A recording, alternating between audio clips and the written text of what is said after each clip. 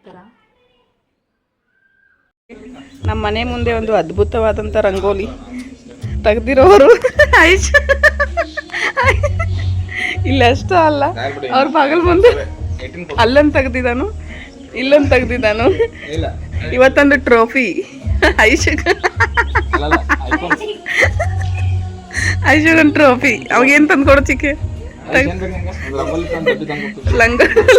ಲಂಗೋಲಿ ಲಂಗೋಲಿ ತೆಗ್ದಿದ್ದಾನೆ.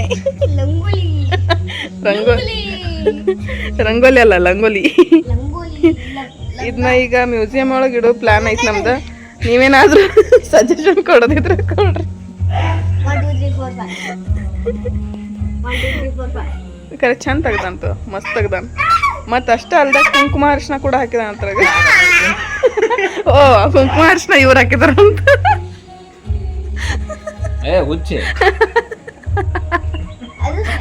ಚಲೋ ಆತ್ಲ. ನೀವೇನ್ ಮಾಡ್ರಿ, ನಾಳಿಂದ ಎಲ್ಲಾ ಕಡೆ ಒಬ್ಬೊಬ್ರು ಕುಂಕುಮ ಅರಿಶಿನ ಹಚ್ಚೋದು.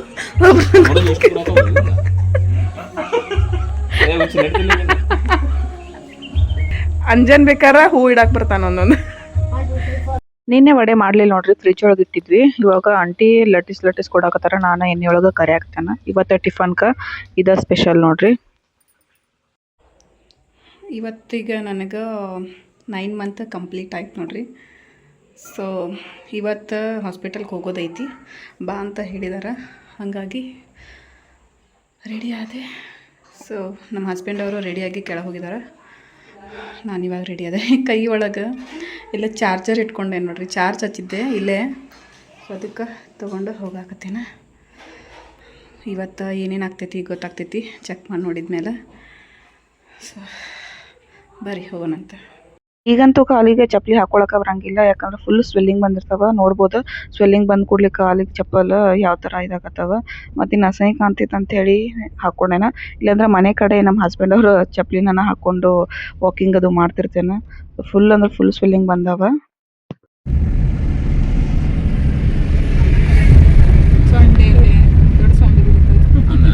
ಅಲ್ಲಿ ನೋಡಲ್ದ ಸೊಂಡಿ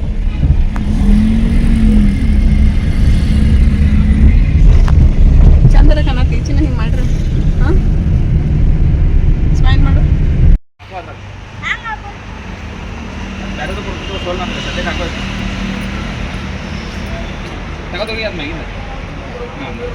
ಚಿನ್ನು, ನಾನು ಮತ್ತು ನಮ್ಮ ಹಸ್ಬೆಂಡ್ ಅವ್ರು 3 ಜನ ಬಂದಿದ್ದೇವೆ. ನಮ್ಮ ಹಸ್ಬೆಂಡ್ ಅವ್ರ ಜೊತೆ ಹಾಸ್ಪಿಟಲ್ಗೆ ರೆಗ್ಯುಲರ್ ಆಗಿ ಬರೋದು ಒಂಥರ ಮೆಮೊರೇಬಲ್ ಅಂತಲೇ ಹೇಳ್ಬೋದು. ಈ ಮೂಮೆಂಟ್ ಒಂಥರ ನನಗಂತೂ ಸ್ಪೆಷಲ್. ಸೊ ಈ ಟೈಮ್ ಒಳಗೆ ಕೆಲವ್ರಿಗೆ ಆಗಂಗಿಲ್ಲ, ಬಟ್ ನಾ ಪ್ರೆಗ್ನೆಂಟ್ ಆದಾಗಿಂದನೂ ಚೆಕಪ್ಪಿಗೆ ಪ್ರತಿಯೊಂದು ಚೆಕಪ್ಪಿಗೂ ನಮ್ಮ ಹಸ್ಬೆಂಡ್ ಅವ್ರು ನನ್ನ ಜೊತೆಗೆ ಬಂದಿದ್ದಾರೆ. ಒಂದಿನಾನು ಮಿಸ್ ಮಾಡಿಲ್ಲ. ಯಾವಾಗ್ಲೂ ಆಫೀಸ್ ಒಳಗೆ ವರ್ಕ್ ಇದ್ರೂ ಕೂಡ ಹೇಗಾದರೂ ಮಾಡಿ ನನಗೆ ಚೆಕಪ್ಪಿಗೆ ನನ್ನ ಜೊತೆ ಬರ್ತಾಯಿದ್ರು. ಈ ಟೈಮ್ ಒಳಗೆ ಬಂದ್ರೆ ಏನೋ ಒಂಥರ ನಮಗೂ ಒಂದು ಸಮಾಧಾನ ಇರ್ತದೆ, ಧೈರ್ಯ ಇರ್ತದೆ. ಸೊ ಇದ್ರೊಳಗೆ ನನಗೆ ಬೇಜಾರಂತೂ ಇಲ್ಲ. ನಮ್ಮ ಹಸ್ಬೆಂಡ್ ಅವ್ರ ಮ್ಯಾಗ ಇನ್ನೂ ನನಗೆ ಗೌರವ ಹೆಚ್ಚಾಗೈತಿ, ಪ್ರೀತಿನೂ ಜಾಸ್ತಿ ಆಗೈತೆ ಅಂತಲೇ ಹೇಳ್ಬೋದು. ಪ್ರೀತಿ ಅಂತೂ ಇದ್ದೇ ಇರ್ತದೆ, ಬಟ್ ಈ ಟೈಮ್ ಒಳಗೆ ನಮ್ಮ ಜೊತೆಗೆ ಇರೋದು ಭಾಳ ಇಂಪಾರ್ಟೆಂಟ್ ನೋಡ್ರಿ. ಪ್ರೆಗ್ನೆಂಟ್ ಇದ್ದವ್ರಿಗೆ ಏನೋ ಒಂಥರ ಮೂಡ್ ಸ್ವಿಂಗ್ಸ್ ಅದು ಆಗ್ತಿರ್ತದೆ. ನಮ್ಮ ಜೊತೆ ಹಾಸ್ಪಿಟಲ್ಗೆ ನಮ್ಮ ಹಸ್ಬೆಂಡ್ ಅವ್ರ ಜೊತೆಗೆ ಬರಬೇಕು, ಈ ಥರ ಎಲ್ಲ ಫೀಲಿಂಗ್ ಅದು ಇರ್ತದೆ. ಸೊ ಅದಂತೂ ಯಾವುದು ಬೇಜಾರು ಮಾಡಿಲ್ಲ ನಮ್ಮ ಹಸ್ಬೆಂಡ್ ಅವ್ರ.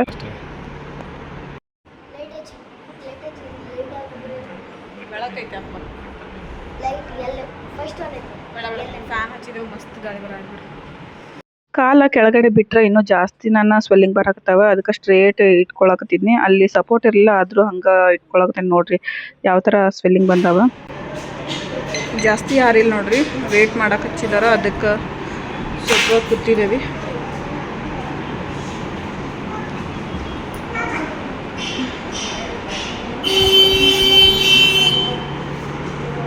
ನಮ್ಮ ಚಿನ್ನು ಮೊಬೈಲ್ ಹಿಡ್ಕೊಂಡು ಕೂತಾನು. ನಮ್ಮ ಚಿನ್ನು ಅವಾಗಿಂದ ತಲೆ ತಿನ್ನತ್ತಿದ್ ನೋಡ್ರಿ, ವೇಟ್ ನೋಡೋಣ ಬಾ ಮಮ್ಮ ಅಂತೇಳಿ. ಅದಕ್ಕೆ ಅವನ ಸಮಾಧಾನಕ್ಕೆ ಅಂತೇಳಿ ವೇಟ್ ಮಷಿನ್ ಅಲ್ಲಿತ್ತು, ಅದಕ್ಕೆ ವೇಟ್ ನೋಡಕ್ಕೆ ಹೋಗಿ ನಿಂತಿದ್ದೇನೆ. ಯಾಕಂದ್ರೆ ಮನೆ ಒಳಗೆ ಬೇರೆ ವೇಟ್ ತೋರಿಸ್ತೈತಿ, ಇಲ್ಲೇನ ಬೇರೆ ವೇಟ್ ತೋರಿಸ್ತೈತಿ. ಯಾಕೇನೋ ಗೊತ್ತಿಲ್ಲ.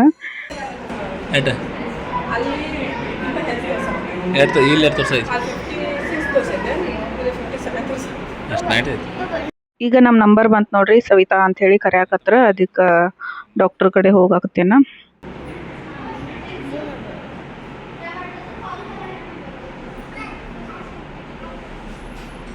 ಡಾಕ್ಟರ್ ಕಡೆ ಹೋಗಿ ಚೆಕಪ್ ಎಲ್ಲ ಮಾಡಿಸ್ಕೊಂಡು ಬಂದೆ ನೋಡ್ರಿ. ಆಲ್ರೆಡಿ ನಂದು 9 ಮಂತದ ಗ್ರೋತ್ ಸ್ಕ್ಯಾನ ಬೇರೆ ಕಡೆ ಬರೆದು ಕೊಟ್ಟಿದ್ರು, ಮಾಡಿಸ್ಕೊಂಡು ಬಂದಿದ್ದೆ. ಬಟ್ ಇಲ್ಲೂ ಕೂಡ ಇನ್ನು ಲಾಸ್ಟ್ ಇನ್ನೊಂದು ಗ್ರೋತ್ ಸ್ಕ್ಯಾನ್ ಐತೆ ಅಂತ ಹೇಳಿ ಮಾಡಿದ್ರು. ಅದನ್ನೆಲ್ಲ ಮನೆಗೆ ಹೋದ್ಮ್ಯಾಗೆ ಹೇಳ್ತೇನೆ.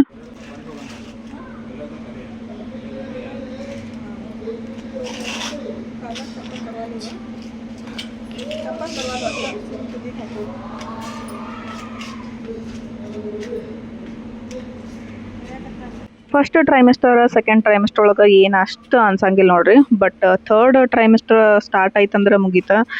ಜೋರು ಅಂದ್ರೆ ಫಾಸ್ಟಾಗಿ ನಡ್ಯಾಕನ ಆಗಂಗಿಲ್ಲ.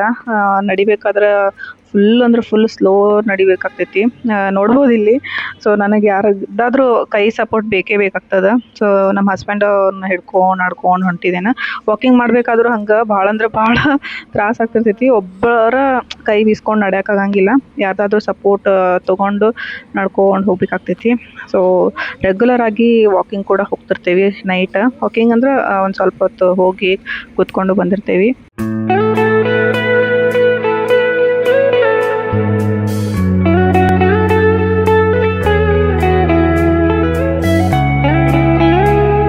ಸಿಕ್ಕಾಪಟ್ಟೆ ಬಿಸಿಲು ನೋಡ್ರಿ.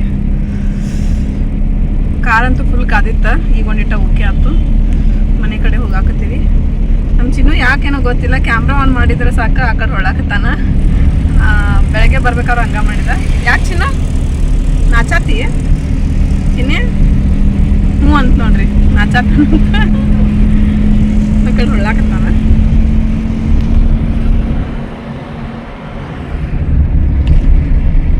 ನಡಾತಾನೀಗ.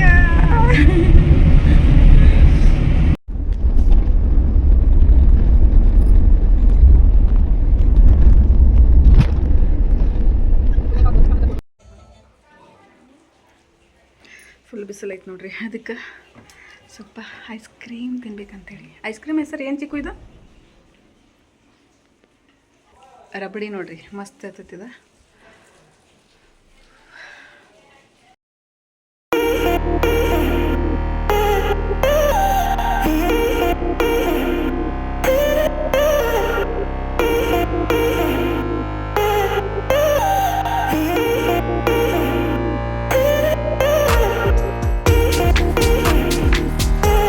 ಹಾಸ್ಪಿಟಲ್ಗೆ ಹೋಗಿ ಬಂದು ಸ್ವಲ್ಪ ರೆಸ್ಟ್ ಮಾಡಿದೆ ನೋಡ್ರಿ. ಅದಕ್ಕೆ ಬ್ಲಾಗ್ ಮಾಡೋಕ್ಕಾಗಲಿಲ್ಲ.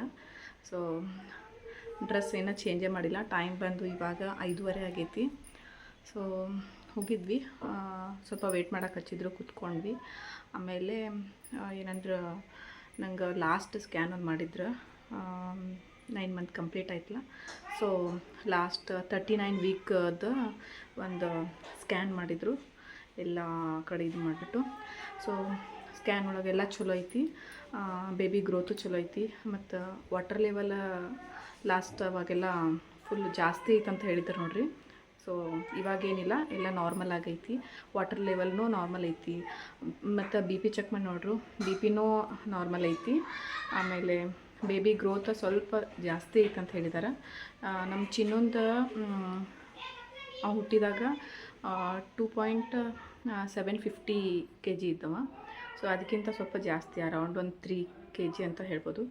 ಸೊ ಅಷ್ಟು ಐತಂತ ಹೇಳಿದ್ದಾರೆ. Actually last time growth scan ಮಾಡಿಸಿದಾಗ 2.4 ಅಂತ ಹೇಳಿದ್ರು. ಸೊ ಇವಾಗ ಜಾಸ್ತಿ ಆಗೈತಿ. ಅದಕ್ಕೆ ಹೇಳಿದೆ ನಾನು. ಸೊ ಅವರ ಹೇಳಿದ್ರೆ ಲಾಸ್ಟಿಗಂದ್ರೆ ಸ್ವಲ್ಪ ಜಾಸ್ತಿ ವೇಟ್ ಆಗ್ತೈತಿ, ಗ್ರೋತ್ ಆಗ್ತೈತಿ ಅಂಥೇಳಿ. ಸೊ ಇಷ್ಟ ಆಯ್ತು ನೋಡ್ರಿ. ಟ್ಯಾಬ್ಲೆಟ್ಸ್ ಅಂತೂ ಏನೂ ತೊಗೊಳ್ಬೇಡಿ ಅಂತ ಹೇಳಿದಾರೆ. ಲಾಸ್ಟ್ 2 ಟ್ಯಾಬ್ಲೆಟ್ಸ್ ಇದ್ದವು. ಸೊ ಅವೆರಡು ತೊಗೊಂಡು ಬಿಟ್ಬಿಡ್ರಿ. ಜಸ್ಟ್ ಇನ್ನೊಂದು 6 ಡೇಸ್ ಐತಿ ಅವ್ರು ಕೊಟ್ಟಿರೋ ಡೇಟ್ ಪ್ರಕಾರ. ಸೊ ಟ್ಯಾಬ್ಲೆಟ್ಸ್ ಅದು ಇನ್ನೇನು ಬೇಡ. ಸಿರಪ್ ಇದ್ರೆ ಸಿರಪ್ ಅಟ್ಟು ತೊಗೊಳ್ರಿ. ಒಟ್ಟಿಗೆ ಏನೇನು ಐತಿ ನಿಮ್ಮ ಕಡೆ ಅದನ್ನಷ್ಟು ತೊಗೊಂಡು ಖಾಲಿ ಮಾಡಿಬಿಡ್ರಿ ಅಂತ ಹೇಳಿದಾರೆ. ಆಮೇಲೆ ನೆಕ್ಸ್ಟ್ ಇನ್ನು 6 ಡೇಸ್ ಆದಮೇಲೆ ಹೋಗ್ಬೇಕಂತ. ಸೊ ಇವತ್ತು ಆ್ಯಕ್ಚುಲಿ ಸ್ಯಾಟರ್ಡೇ, ಫ್ರೈಡೇ ಬಾ ಅಂತ ಹೇಳಿದ್ದಾರೆ. ಆವಾಗ ಹೋಗಿ ಇದ್ದ ಕೂಡಲೇ ಎಲ್ಲ ಚೆಕ್ ಮಾಡಿ ನೋಡ್ತಾರಂತ. ಚೆಕ್ ಮಾಡಿ ನೋಡಿಬಿಟ್ಟು ಅಂದ್ರೆ ಬೇಬಿದು ಎಲ್ಲ ಏನೇನೈತಿ ನೋಡಿಕೊಂಡು ಡೆಲಿವರಿ ಆಗುವಂಥ ಪೊಸಿಷನ್ ಇತ್ತು ಗರ್ಭಕೋಶದ ಚೀಲ ಏನಾದರೂ ಓಪನ್ ಆಗೈತಿ ಏನೋ ನೋಡ್ತಾರಂತ. ಓಪನ್ ಆಗಿತ್ತಂದ್ರೆ ಅಡ್ಮಿಟ್ ಮಾಡ್ಕೋತೇನಂದಾರ. ಸೊ ಅವತ್ತು ಹೋಗ್ಬೇಕು. ಆ್ಯಕ್ಚುಲಿ ಸ್ಟಾರ್ಟಿಂಗ್ ಡೇಸ್ ಎಲ್ಲ ಬೇಗ ಬೇಗ ಹೋದು ನೋಡ್ರಿ. ಇವಾಗ ಎಂಡಿಗಂದ್ರೆ ದಿನಗಳು ಬೇಗ ಹೋಗಾಕತ್ತೇ ಇಲ್ಲ. ಒಂದು ದಿನ ಕಳಿಬೇಕಂದ್ರೂ ಅಯ್ಯೋ ಇನ್ನೂ ಎಷ್ಟು ದಿನ ಐತಿ ಈ ಥರ ಅನ್ಸತ್ತೈತಿ. ಸೊ ಫೈನಲಿ 39 ವೀಕ್ಸ್ ಆಮೇಲೆ ಇನ್ನೇನು ಹತ್ತಿರದಲ್ಲೇ ಐತಿ. ಸೊ ಅವ್ರು ಕೊಟ್ಟಿರೋ ಡೇಟ್ ಪ್ರಕಾರನೂ ಆಗ್ಬೋದು, ಅದಕ್ಕಿಂತ ಒಂದು 2-3 ದಿನ ಎಕ್ಸ್ಟ್ರಾ ಆದಮೇಲೂ ಆಗ್ಬೋದು, ಇಲ್ಲ ಅವ್ರು ಕೊಟ್ಟಿರೋ ಡೇಟ್ಗಿಂತ ಮುಂಚೆನೂ ಆಗ್ಬೋದು, ಹೇಳಕ್ಕೆ ಬರೋಂಗಿಲ್ಲ. ಸೊ ನೋಡೋಣಂತ. ನಾನು ಇದು ಮಾಡಿರೋ ಪ್ರಕಾರ 9 ಡೇಸ್ ಅಂತ ಇಟ್ಕೊಂಡೆ ನಾನು. ಬಟ್ ಅವರ ಡೇಟ್ ಪ್ರಕಾರ ಇನ್ನೂ 6 ಡೇಸ್. ನೋಡೋಣಂತ ಏನಾಗ್ತೈತೆ ಅಂಥೇಳಿ ಎಲ್ಲನೂ ಅಪ್ಡೇಟ್ ಮಾಡ್ತಿರ್ತೇನೆ ನಾನು. ಈಗ ಬೇಬಿ ಕಿಟ್ ಇರ್ತೈತೆ ನೋಡ್ರಿ. ಸೊ ಅದನ್ನ ಆರ್ಡ್ರ್ ಮಾಡಿದ್ದೇನೆ ನಾನು, ಎಂಡಿಗೆ ಆರ್ಡ್ರ್ ಮಾಡಿದ್ದೇನೆ. ಸೊ ನಾಳೆ ಬರೋದೈತದ, ನೋಡ್ಬೇಕಾ ಬಂತಂದ್ರೆ ಅದು ಕೂಡ ಟೈಮ್ ಸಿಕ್ಕರೆ ನನಗೆ ಆದ್ರೆ ವ್ಲಾಗ್ ಮಾಡ್ತೀನಿ. ಸೊ ಏನು ಹೇಳ್ಬೇಕು ಇವತ್ತು, ಇನ್ನೇನು ಮುಗ್ಯಾಕೆ ಬಂತು ನನ್ನ ಪ್ರೆಗ್ನೆನ್ಸಿ ಜರ್ನಿ. ಇದು ನೋಡ್ರಿ ಲಾಸ್ಟ್ ಸ್ಕ್ಯಾನ್ ನನ್ನ ಬೇಬಿದ. ಈ ಥರ ಇದೊಂದು ಲಾಸ್ಟ್ ಸ್ಕ್ಯಾನ್ ಮಾಡ್ತಾನಂದಿದ್ರು ಅವರು. ಸೊ 9 ಮಂತ್ ಕಂಪ್ಲೀಟ್ ಆದ ತಕ್ಷಣ ಇದೊಂದು ಮಾಡಿದ್ದಾರೆ. ಗೊತ್ತಾಗಂಗಿಲ್ಲ, ಬಟ್ ಏನೋ ಒಂಥರ ಮೆಮೊರಿ ನೋಡ್ರಿ, ಹೋಗೋದು ಬರೋದು ಅದೊಂದು ಫೀಲಿಂಗನ್ನು ಬೇರೆ ಇರ್ತದೆ. ಸೊ ಇದ್ರೊಳಗೆ ಏನೇನು ಕೊಟ್ಟಾರಂದ್ರೆ ಸಿಂಗಲ್ ಬೇಬಿ ಅದಂತೂ ಯಾವಾಗಲೂ ಇದೇ ಇರ್ತದೆ. ಪ್ರೆಸೆಂಟೇಷನ್ ಸೆಫಾಲಿಕ್ ಅಂತಲೇ ಐತಿ. ಲಾಸ್ಟ್ ಟೈಮ್ ಅಂತೂ ಹೇಳಿದ್ದೀನಿ, ಹೆಡ್ ಡೌನ್ ಇತ್ತಂದರೆ ಸೆಫಾಲಿಕ್ ಅಂಥೇಳಿ. ಎಲ್ಲ ನಾರ್ಮಲ್ ಐತಿ. ಪ್ಲಾಸೆಂಟಾ ಆಂಟೀರಿಯರ್ ಅಂತ ಐತಿ. ಸರ್ವಿಕ್ಸು 3.2 ಸೆಂಟಿಮೀಟ್ರ್ ಈ ಥರ ಹೇಳಿದ್ದಾರೆ ನೋಡ್ರಿ. ಇಷ್ಟೇ ಐತೆ ನೋಡ್ರಿ. ಇನ್ನೂ ಏನೇನು ಕೊಟ್ಟಾರೆ, ಬಟ್ ನಂಗೆ ತಿಳಿಯಂಗಿಲ್ಲ ಅಷ್ಟೊಂದು. ಜಸ್ಟ್ ನಾನು ಅಷ್ಟು ಹೇಳಿದೆ.